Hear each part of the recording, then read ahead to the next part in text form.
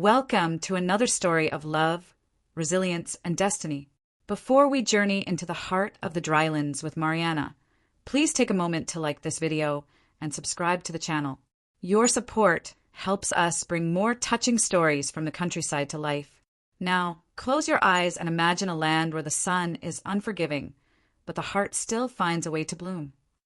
My name is Mariana, and I was born under the same merciless sun that scorched the earth beneath my feet every single day of my life. In the Serteo, the deep countryside where the land cracks open like wounds that never heal, you learn early that survival isn't a gift. It's a battle you fight from the moment you wake until the moment you collapse into sleep. Our home was a small house made of clay and faded wood, standing alone against an endless horizon of thorny scrub and dust. My father used to say that God had forgotten this place, left it to bake under the sun until even hope dried up and blew away with the wind. But my mother would scold him for such talk, reminding him that we still had each other. That family was the only wealth that mattered when the land gave you nothing. I was the eldest of 4 children. My brothers, Miguel and Joao, were still young, their faces always smudged with dirt, their laughter the only music in our silent world. My little sister, Beatriz, was just 7 years old, with eyes too big for her thin face, eyes that had seen too much hunger for someone so small. Papa worked the land from dawn until dusk, his hands cracked and bleeding, trying to coax life from soil that had turned to dust.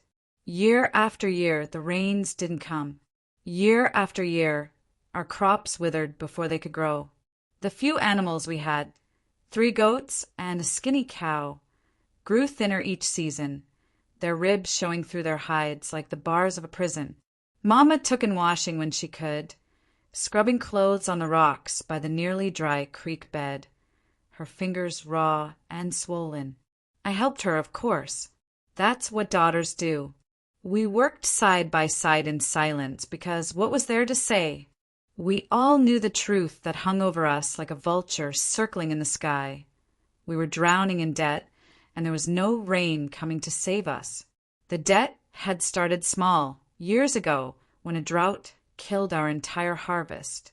Papa had gone to Senor Rodrigo Costa, the largest rancher in the region, a man who owned more land than you could cross in a day on horseback.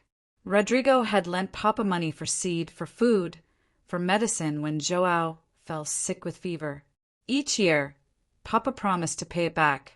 Each year, the debt only grew, swelling like a tumor that would eventually consume us all.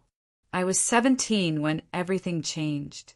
17 with calloused hands and sun-darkened skin, with dreams I kept locked away in my heart because dreams were luxuries we couldn't afford. Sometimes, late at night, I would imagine a different life, a life where I could read books, where I could wear a dress that wasn't patched and faded, where I could maybe fall in love with someone kind, someone who looked at me like I was precious. But those were just fantasies, whispers I told myself in the dark. It was a Tuesday when Papa came home early from town, his face the color of ash. Mama saw him first, and I watched her hand stop mid-motion, a wet shirt dripping onto the dust at her feet. Something in his expression made my stomach turn to ice. "Gather the children," he said quietly, his voice hollow. "We need to talk." We sat in our small main room, the heat pressing down on us like a hand. Papa stood before us, unable to meet our eyes, his shoulders slumped in defeat. Mama's hand found mine, her grip tight enough to hurt. "I went to see Senor Rodrigo today," Papa began, and my heart started to pound. "The debt, it's too much now. We can't pay it. He's threatened to take the house, the land, everything." Miguel started to cry softly. Beatriz pressed herself against Mama's side. But Papa continued, and something in that single word made me want to run, to flee into the wasteland and never come back. But Rodrigo has offered a solution, a way to erase the debt completely. The silence stretched out, terrible and suffocating. Papa finally looked at me, and in his eyes I saw something that broke my heart into 1,000 pieces. Shame and sorrow and helpless resignation.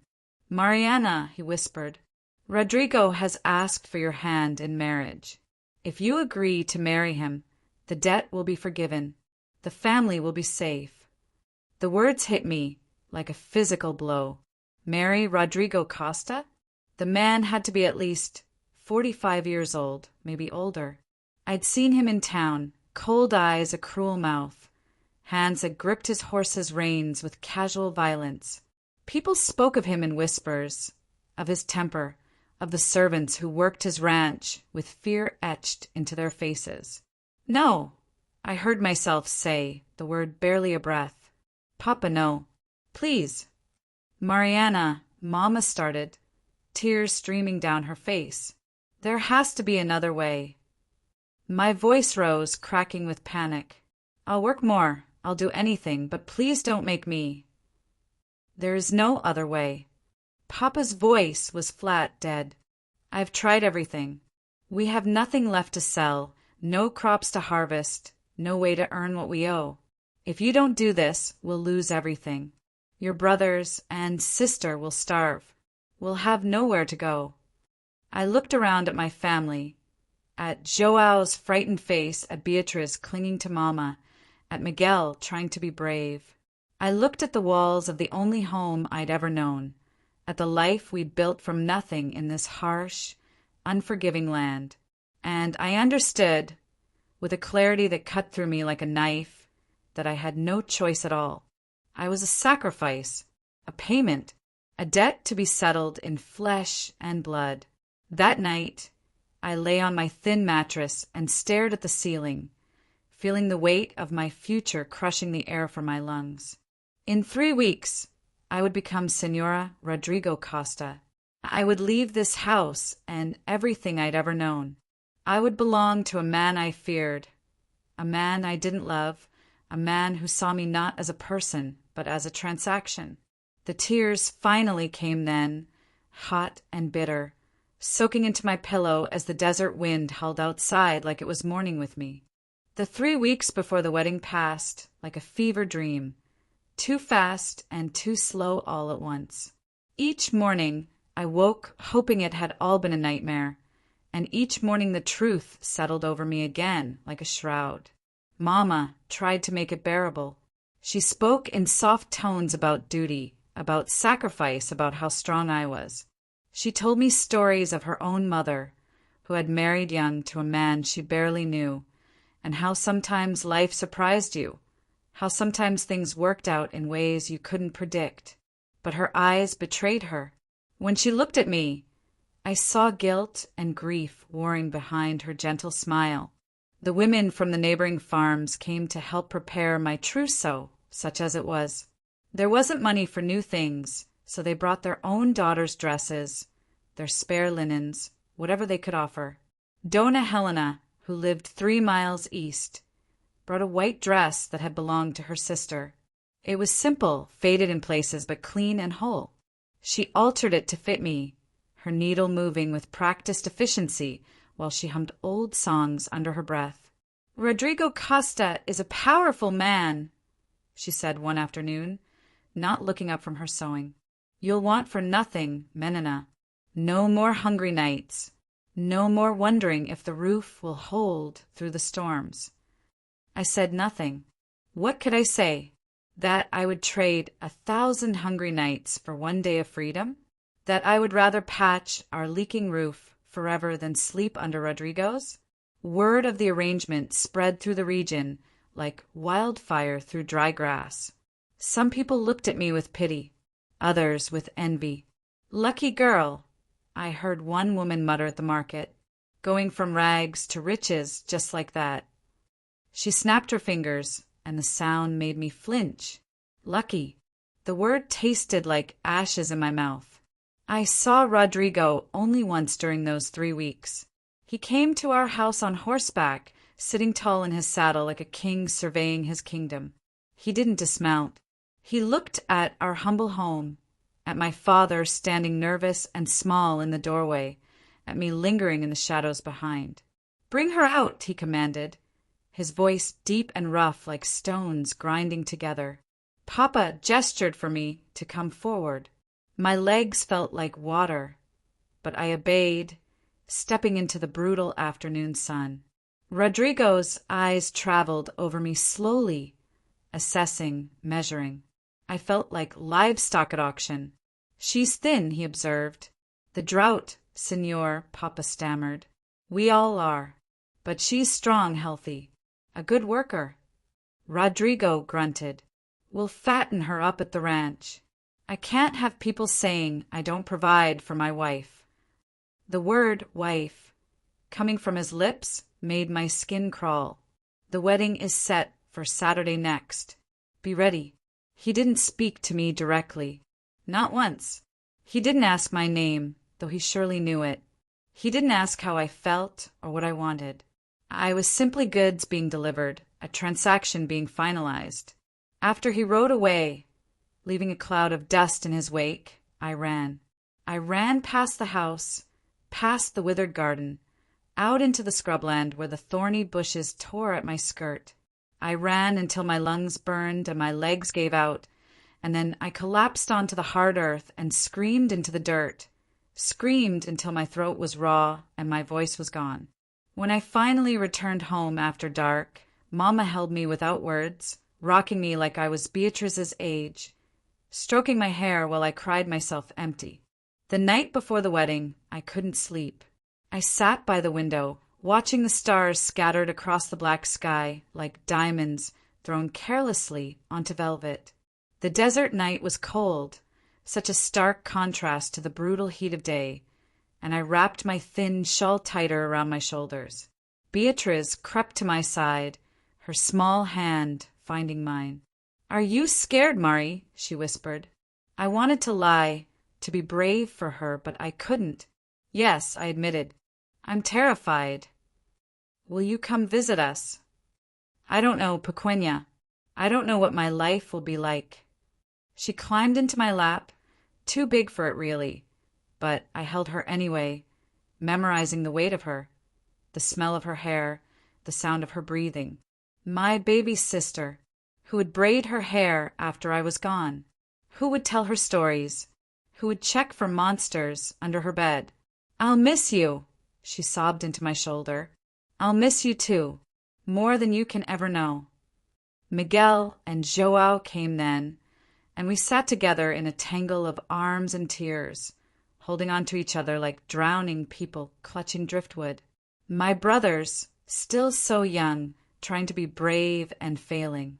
We stayed like that until Mama found us and guided them back to bed, but not before kissing my forehead and whispering, "Forgive us, Minhefilha! Please forgive us." Saturday dawned clear and hot as every day did. The small church in town was stifling, packed with people who had come more out of curiosity than celebration. Everyone wanted to see the poor farmer's daughter marry the rich rancher. Everyone wanted to witness this strange fairy tale that felt more like a funeral. I wore the borrowed white dress. Mama had woven wildflowers into my hair, the only color against the faded fabric. My hands wouldn't stop shaking. When Rodrigo entered the church, the whispers died. He wore his finest clothes, black trousers, a crisp white shirt, a vest embroidered with silver thread. His boots were polished to a mirror shine. He looked every inch the powerful landowner, the man who held our region in the palm of his calloused hand. He walked to the altar without looking at me. The priest, Padre Miguel, an old man with kind eyes, began the ceremony. His words washed over me like water over stone, meaningless, distant.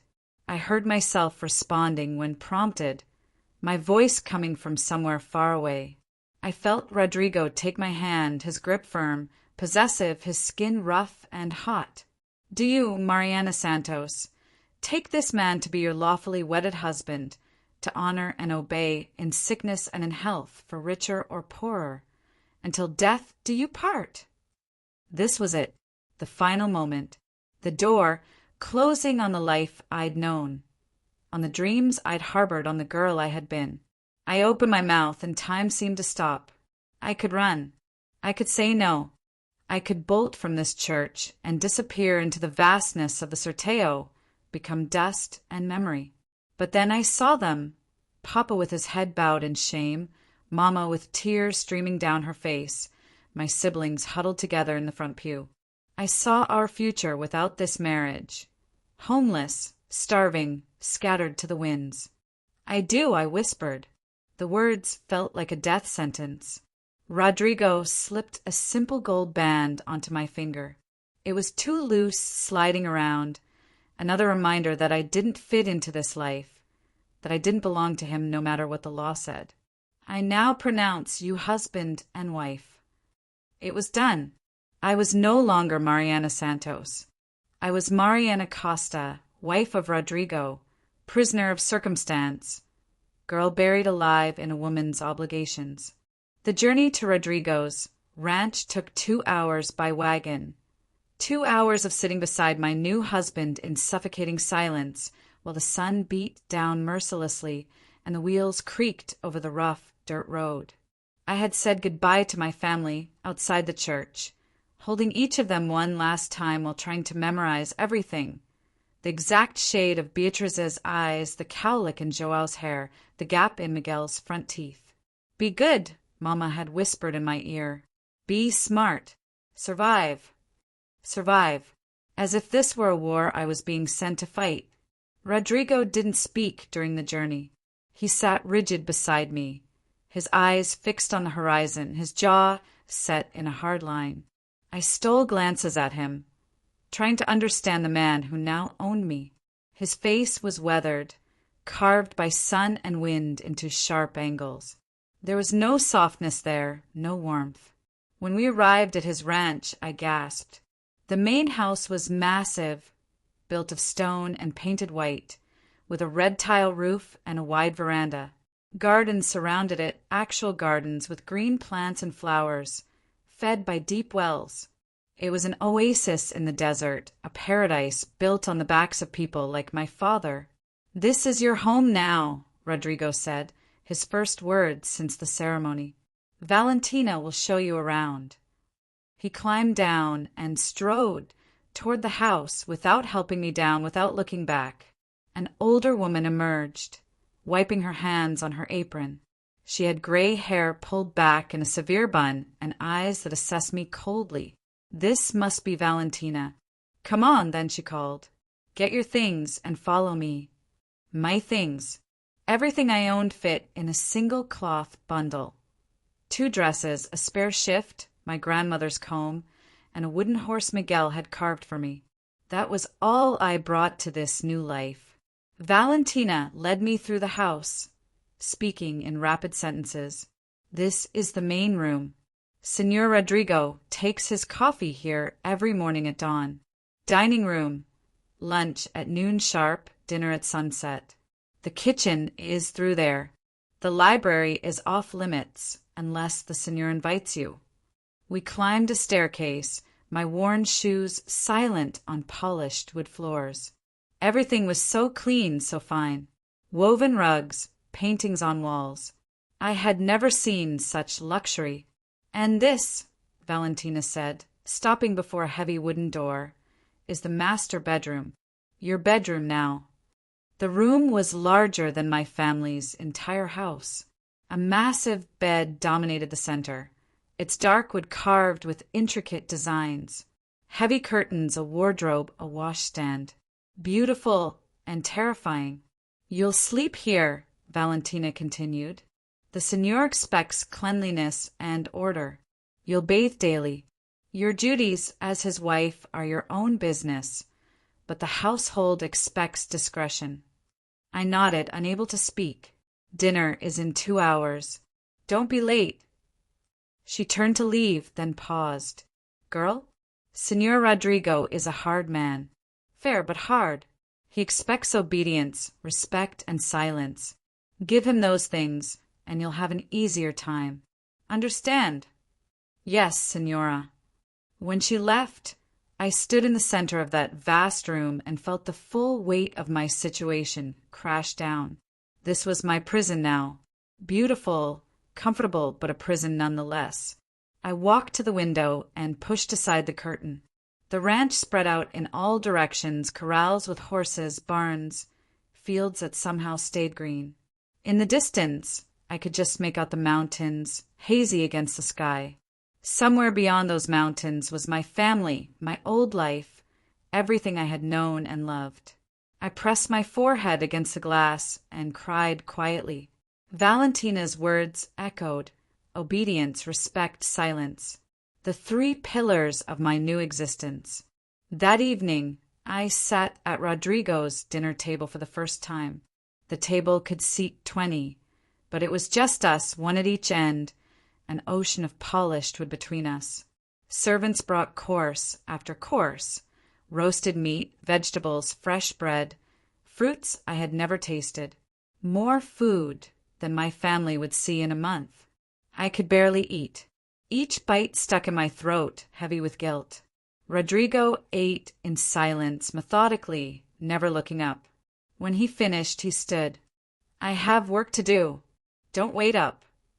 He left, just like that. No conversation, no acknowledgement that this was our wedding night. The servants cleared dishes, avoiding my eyes, and I retreated to the master bedroom alone.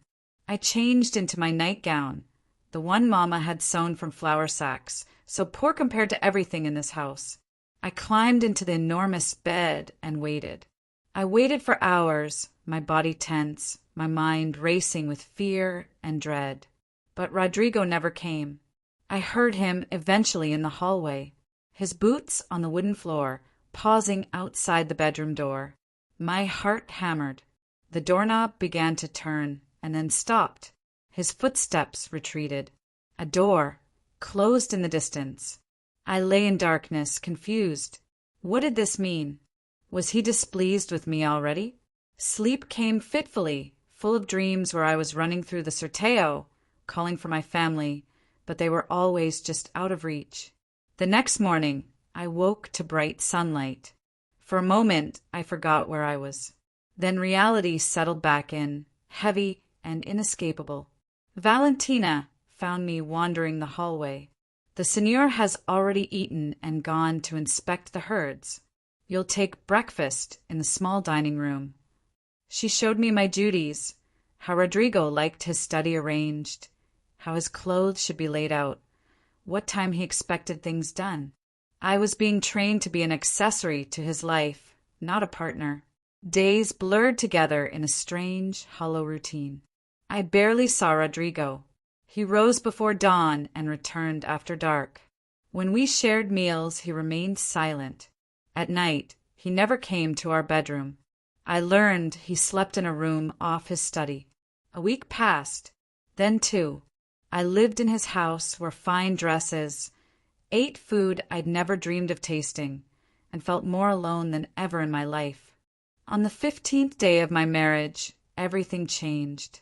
I woke that morning to the sound of shouting outside, angry voices, the thunder of hooves, chaos breaking through the usual quiet of dawn. I rushed to the window and saw Rodrigo in the courtyard below, surrounded by his ranch hands. One of the men was gesturing wildly toward the eastern pastures, his face twisted with distress. I dressed quickly and made my way downstairs. Valentina intercepted me in the hallway, her expression grave. "There's been trouble," she said. "Rustlers hit the eastern herd last night. Took nearly 40 head of cattle. The Señor is furious." Before I could respond, Rodrigo's voice boomed through the house. "Valentina, have provisions prepared for 3 days. We're riding out within the hour." He appeared in the hallway, his face dark with rage, and for the first time since our wedding, his eyes actually focused on me. He seemed almost surprised to see me standing there. "You," he said abruptly, "can you ride?" The question caught me off guard. "Yes, Señor. I learned as a child." Something flickered across his face. Calculation, consideration. "How well?" "Well enough," I said, though in truth I hadn't ridden in over a year. He studied me for a long moment, then nodded sharply. Good. You're coming with us. Valentina's eyes widened. Señor, surely. She's my wife, isn't she? She should see what it takes to run this ranch. Can you handle a rifle? My father had taught me to shoot when I was 12.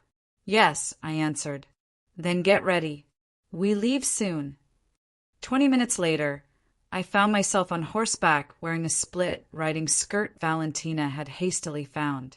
The horse beneath me was a strong mare named Estrella. Despite the fear and uncertainty, I felt something stir inside me, something that had been dormant for weeks.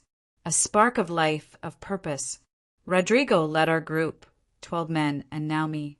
We rode east, following the trail the rustlers had left. The sun climbed higher, merciless and scorching, but I didn't complain. I kept pace, kept my spine straight, kept my eyes forward. I felt Rodrigo watching me from time to time, though he said nothing. We rode for hours through increasingly rough terrain.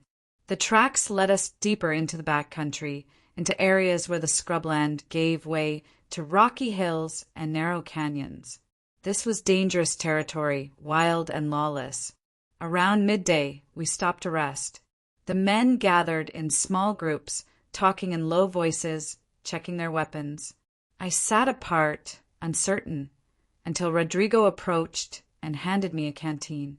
Drink, he ordered. You'll dehydrate quickly if you're not careful. I took it, our fingers brushing briefly. Thank you. He sat down on a nearby rock. For a moment, we existed in awkward silence. Then he spoke. You ride well, better than I expected. It was the first compliment he'd ever given me. My father taught me, I said quietly, before we had to sell the horses. The drought took everything from a lot of people. His voice was flat. That's the way of this land. It gives nothing freely. Then why stay? The question escaped before I could stop it. You have money. You could go anywhere. He looked at me then, really looked at me, and I saw something in his eyes I hadn't seen before. Something fierce and possessive and almost vulnerable.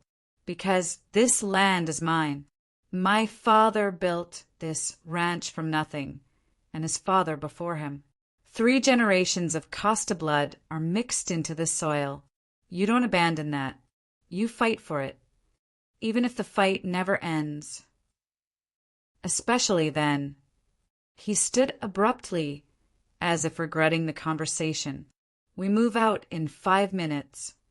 By late afternoon, we found them, the rustlers camp hidden in a small canyon. Rodrigo signaled us to stop, and we dismounted quietly. The rest of us crept forward on foot, using the rocks for cover. There were 6 rustlers, rough-looking men gathered around a fire, our stolen cattle, penned nearby. They were laughing, drinking, celebrating their theft. Rodrigo positioned his men around the camp. Then he looked at me. Stay here, he commanded. If shooting starts, stay low and don't move. Understand? I nodded, my heart pounding. But when Rodrigo and his men moved in, surrounding the rustlers and demanding they surrender, I crept closer, needing to see. The rustlers refused to yield. One of them went for his gun. Everything exploded into chaos. Gunfire cracked through the canyon. Men shouted, dove for cover. I pressed myself against a boulder, terror flooding my veins. And then I saw him, one of the rustlers flanking around, getting behind Rodrigo's position. He raised his rifle, aiming directly at my husband's back. I didn't think. I raised my own rifle, my father's voice in my head. Breathe, steady, squeeze. The shot rang out, and the rustler fell. The fight ended quickly. The remaining rustlers threw down their weapons. Rodrigo whirled around, his eyes finding me immediately. He saw my rifle, still smoking. He looked at the fallen rustler, then back at me. He strode over, and for a terrible moment I thought he would be angry. Instead, he stopped in front of me and said quietly, "You saved my life." I was shaking. I saw him. I couldn't let him. "I know." His hand came up, hesitated, then rested briefly on my shoulder. It was the first time he'd touched me with something other than clinical detachment. "Thank you." We recovered the cattle and bound the rustlers. On the journey back, as the sun began to set, I rode beside Rodrigo instead of behind him. "What will happen to them?" I asked. "They'll face justice. Cattle theft is a hanging offense out here." The weight of that settled over me. I had shot a man today. "I've never shot at a person before," I whispered. "But you did what needed to be done. That takes courage." He paused. "You're stronger than you look, Mariana." It was the first time he'd used my name. That night, when we returned to the ranch, Rodrigo walked me to the door of the master bedroom. We stood there, and something had shifted between us. "You should rest," he said. "So should you." He nodded, but didn't move away. "I know this marriage wasn't what you wanted. I know your father gave you no choice."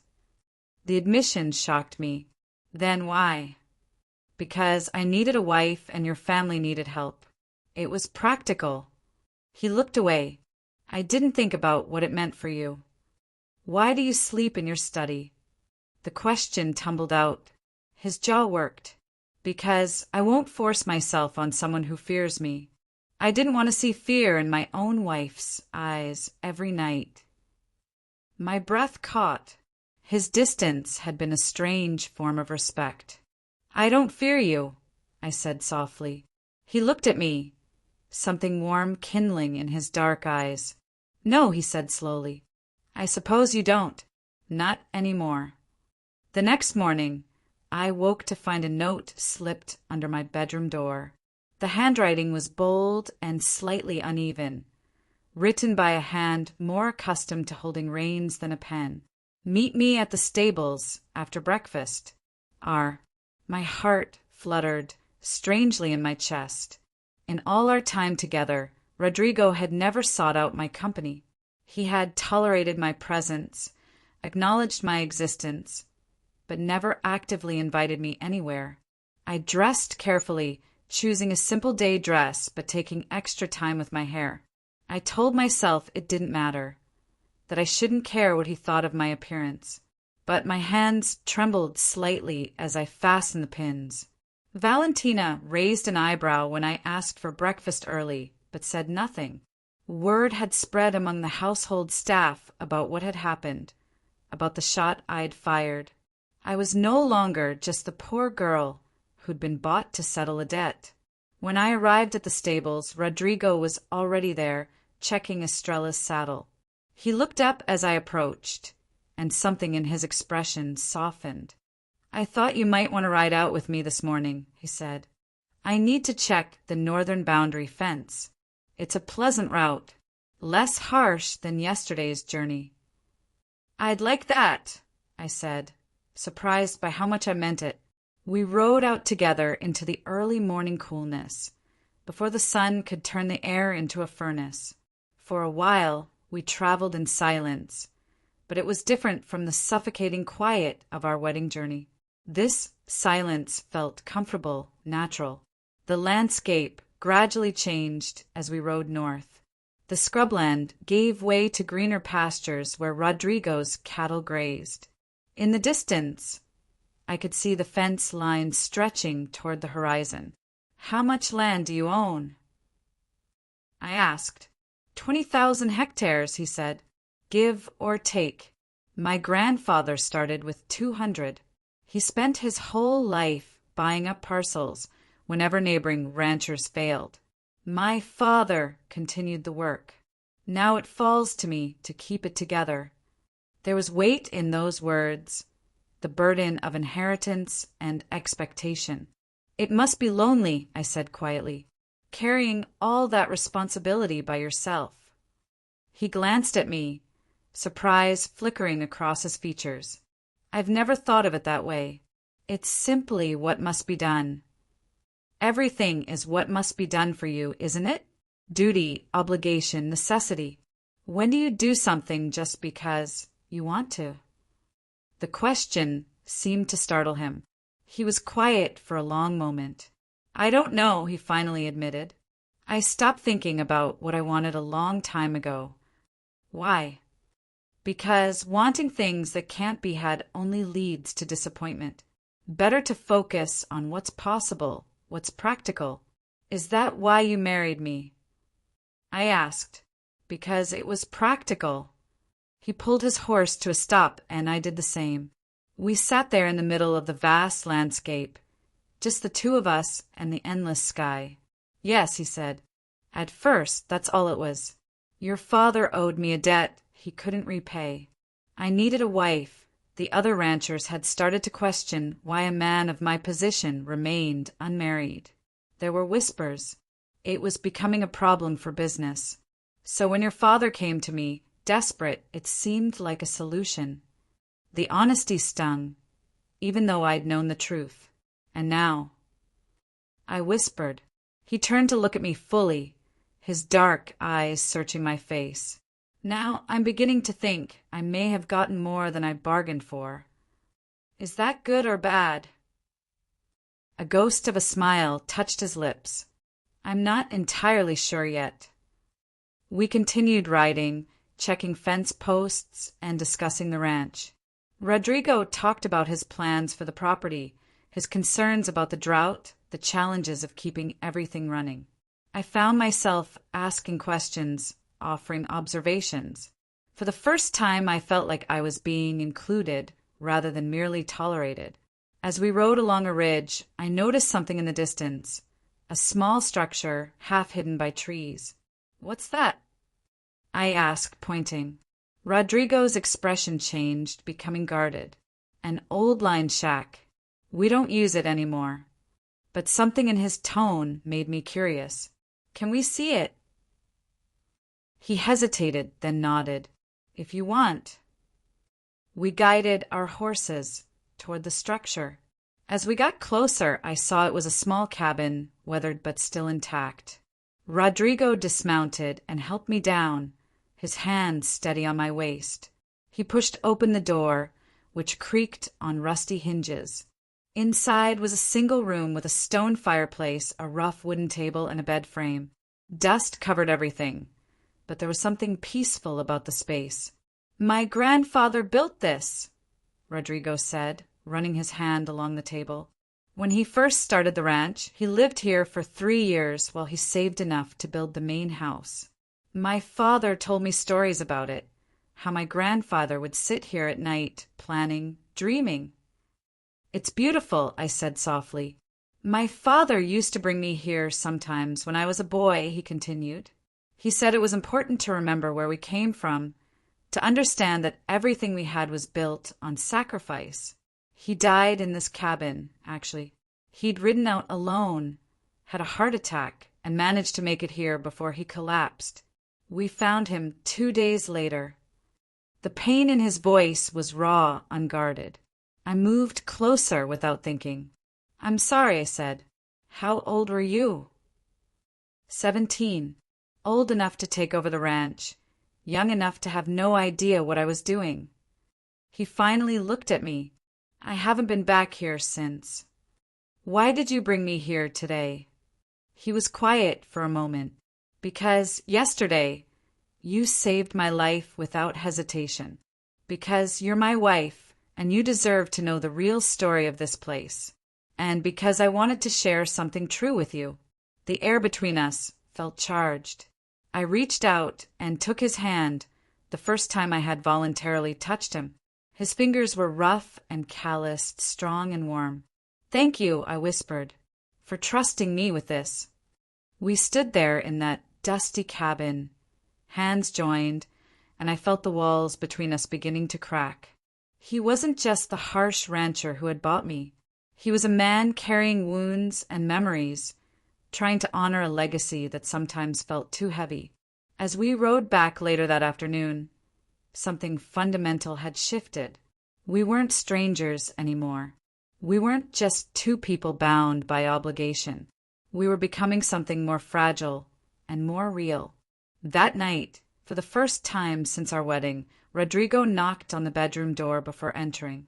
I was sitting by the window, brushing my hair, and I called for him to come in. He stood in the doorway, looking uncertain in a way I'd never seen. "May I sit with you?" he asked. "Yes," I said, my heart beating faster. He pulled a chair close to mine, and we sat together in the lamplight, talking quietly about small things, the ranch, the weather, memories of our childhoods. It wasn't romance, not yet, but it was connection, real and tentative and precious. When he finally stood to leave, he paused and gently touched my hair. "Good night, Mariana," he said softly. "Good night, Rodrigo." The weeks that followed became a slow, careful dance between two people learning to exist in the same world. Rodrigo no longer disappeared into his work from dawn until long after dark. He began taking meals with me, asking about my days, sharing stories about the ranch, and I found myself waiting for those moments, looking forward to the sound of his boots on the wooden floor, the way his severe expression would soften when he saw me. But there were still walls between us, invisible barriers neither of us knew quite how to cross.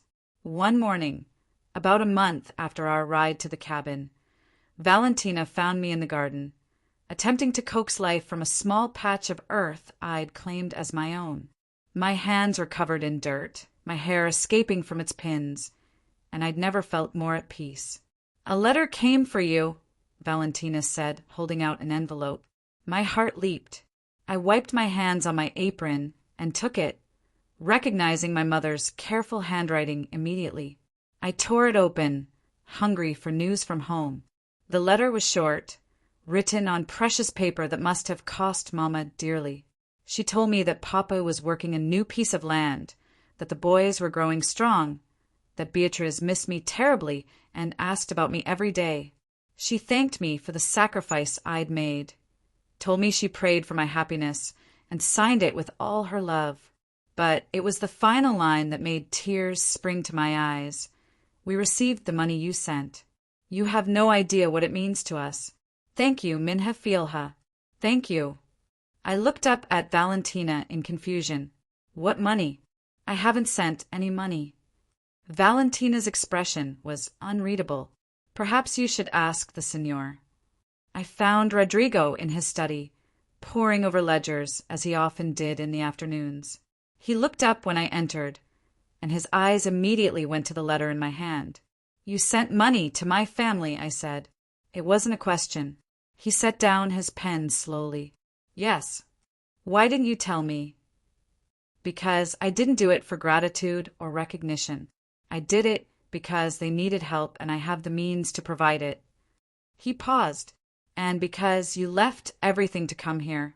The least I could do was make sure they didn't suffer for it." I felt something crack open in my chest, something warm and frightening. "How much did you send?" "Enough to get them through the season. Enough to buy seed and repair their roof and put food on the table." He stood and walked around the desk. "I've arranged for regular payments, Mariana. Your family won't go hungry again." The tears I'd been holding back spilled over. "Why are you doing this?" "Because you're my wife," he said simply. "Your family is my responsibility now. And because—" He stopped, seeming to struggle with the words. "Because you deserve better than the arrangement we began with. I can't change how this marriage started, but I can try to make it something more." I moved toward him without thinking, closing the distance between us. "Rodrigo." "I'm not good with words," he said quietly. "I'm not a romantic man. I don't know how to court you properly or say the things women want to hear. But I'm trying, Mariana. I'm trying to be the husband you deserve." I reached up and touched his face, my fingers trembling against his rough cheek. "You're better than you think you are." He caught my hand in his, holding it against his face like it was something precious. "I want this to be a real marriage," he said. "Not just an arrangement. Not just duty. I want—" He struggled again, vulnerability written across his features. "I want you to be happy here. With me. I'm beginning to be, I whispered. Something shifted in his eyes, something deep and intense. He pulled me closer, slowly, giving me time to pull away if I wanted. But I didn't want to. When his lips finally met mine, tentative and gentle, it felt like the first honest thing that had passed between us since the day we married. The kiss was brief, almost chaste, but it changed everything. From that day forward, our marriage truly began. Rodrigo moved his belongings back into the master bedroom, though he was careful and respectful, never pushing me beyond what I was ready for. We would lie in bed at night, talking in the darkness, sharing pieces of ourselves we'd kept hidden. He told me about the loneliness of his childhood, raised by a stern father who believed affection made men weak. He told me about the crushing weight of inheriting the ranch so young, of making mistakes that cost him dearly, of learning to trust no one because everyone wanted something from him. And I told him about my own dreams, the ones I'd buried under poverty and responsibility. I told him about wanting to learn to read better, to see places beyond the Sorteo, to matter in the world beyond being someone's daughter or wife. Then learn, he said one night, his arm around me in the darkness. I have books in the library. Use them. And when the drought breaks and the ranch is stable, we'll travel. I'll show you the ocean, the cities, everything you want to see. You'd do that for me? I'd do anything for you, he said, and I heard the truth in his voice. Our connection deepened with each passing day, each shared sunrise, each quiet evening. The physical intimacy came naturally, born from growing trust and genuine affection. And when Rodrigo finally made me his wife in every sense, it was tender and careful, nothing like the cold transaction I'd once feared. 2 months into our marriage, I realized I had fallen in love with my husband. It happened gradually, then all at once.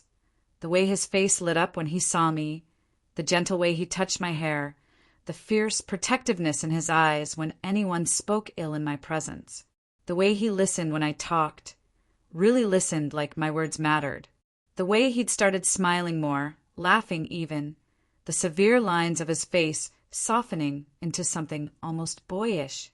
One evening, we sat together on the veranda watching the sunset paint the sky in impossible colors.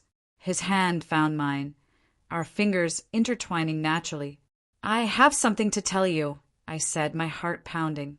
He turned to look at me, concern flickering across his features. What is it? I love you, I said simply. I didn't think I ever would. I didn't think it was possible. But I do. I love you, Rodrigo. The expression that crossed his face was wonder, pure and unguarded. He pulled me into his arms, holding me so tightly I could barely breathe. I've loved you for weeks, he whispered into my hair. I was just too afraid to say it. Too afraid you could never feel the same way about the man who took your freedom. You gave me a different kind of freedom, I said, pulling back to look at him. Freedom from hunger, from watching my family suffer. And now, freedom to be myself, to want things, to dream again. I touched his face.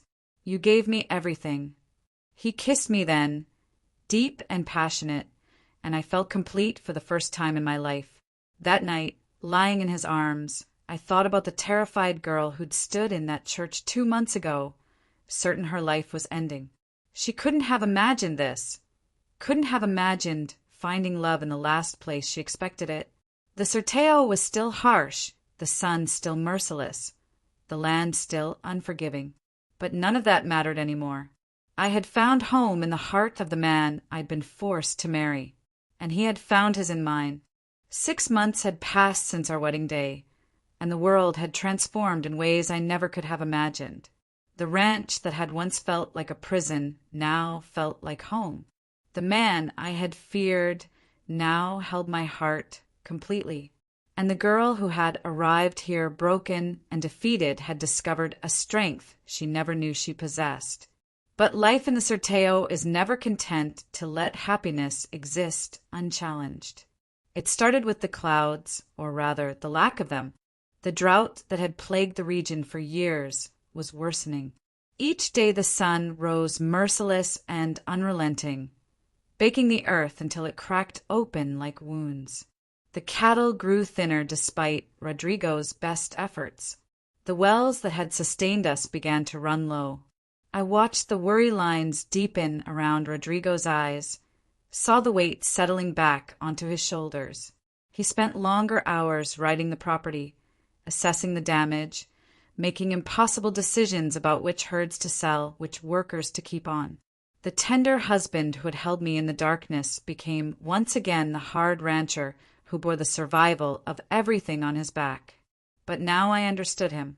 I knew the fear that drove him, the responsibility that consumed him, and I refused to let him carry it alone. "Let me help," I said one evening when he came home exhausted, dust covering him from head to toe. He looked at me with tired eyes. "How?" "Teach me the business.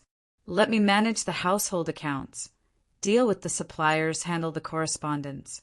You can't do everything yourself, Rodrigo. You'll break under the weight of it." For a moment, I thought he would refuse. But then something shifted in his expression. Trust, relief, love. "All right," he said. "Tomorrow we start." And so began a new chapter. Each morning, Rodrigo and I would sit together in his study, going over the ranch's finances, discussing strategies, making plans.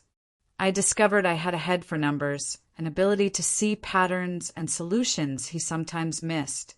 More than that, I knew the struggles of families like mine, understood how to negotiate with desperate people without crushing them. Together, we were stronger than either of us could be alone.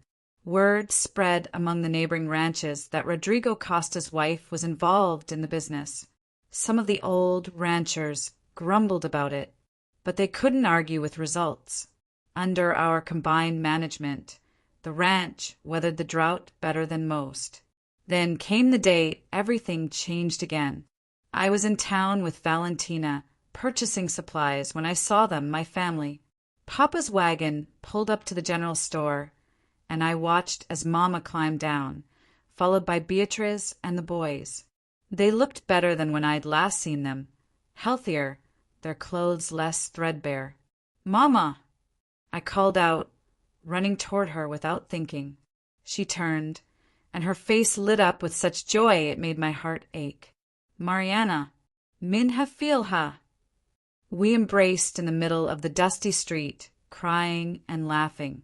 Beatriz wrapped herself around my waist, and the boys crowded close, everyone talking at once. "Look at you," Mama said, holding me at arm's length. "You're glowing. You're happy." "I am," I said, and meant it completely. "I want you to meet Rodrigo properly. Come to the ranch for dinner. Please, all of you." Papa shifted uncomfortably. "I don't know if that's appropriate." "Papa, I forgive you. I forgave you a long time ago. You did what you had to do to save everyone, and it brought me to exactly where I needed to be." His eyes filled with tears. "You really are happy?" "I really am. I love him, Papa, and he loves me." That evening, my family came to the ranch. I watched nervously as Rodrigo greeted them, formal and stiff at first. But then Beatriz, fearless as always, walked right up to him and said, "Thank you for taking care of my sister and for helping us." Something in Rodrigo's expression melted. He knelt down to her level. "Your sister is the one who's been taking care of me," he said gently. "I'm the lucky one." Dinner was awkward at first, old tensions hovering in the air. But gradually, as the meal progressed, the atmosphere warmed. Rodrigo told stories about the ranch, asked the boys about their interests, discussed planting strategies with Papa. Mama watched me with wondering eyes, seeing the easy affection between Rodrigo and me.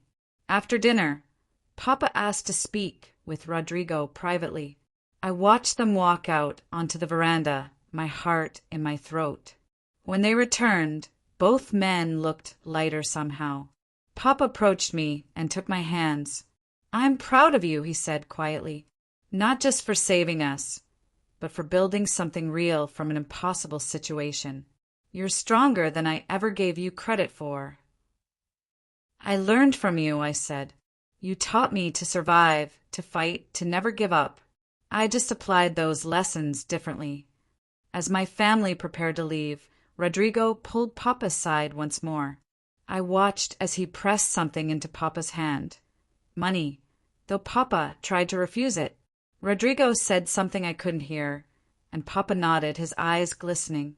When they were gone, I turned to Rodrigo. What did you say to him?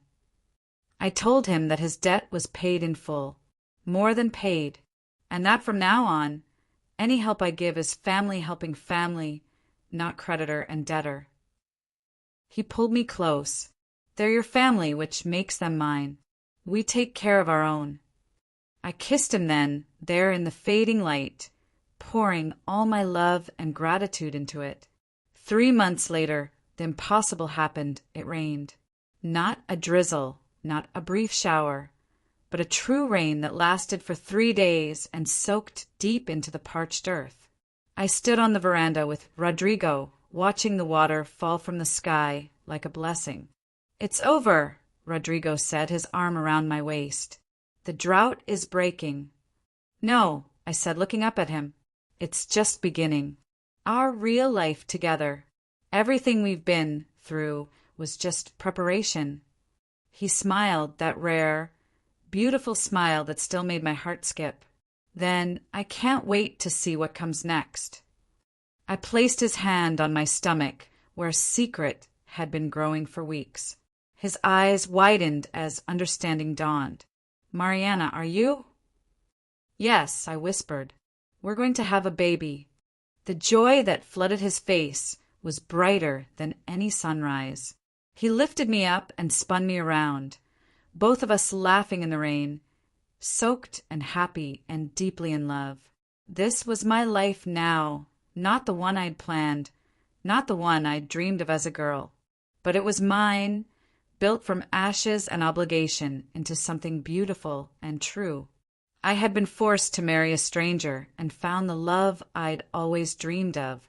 The sorteo was still harsh, life was still hard, but none of that mattered. I had found partnership, purpose, and a love that could weather any storm. As the rain continued to fall, washing away the dust and bringing new life to the land, I held my husband close and whispered a prayer of gratitude. My name is Mariana Costa, and this is my story, a story that began with despair and ended with hope, that started with chains and ended with wings. And I wouldn't change a single moment of it. Love, like the rain, often comes when we least expect it, washing away the dust of our past. If Mariana and Rodrigo's journey touched your heart today, please leave a like and share this video with someone who believes in second chances. And don't forget to subscribe and turn on notifications so you never miss a story. Tell us in the comments. Do you believe love can grow from an arranged marriage? Thank you for watching, and see you in the next story.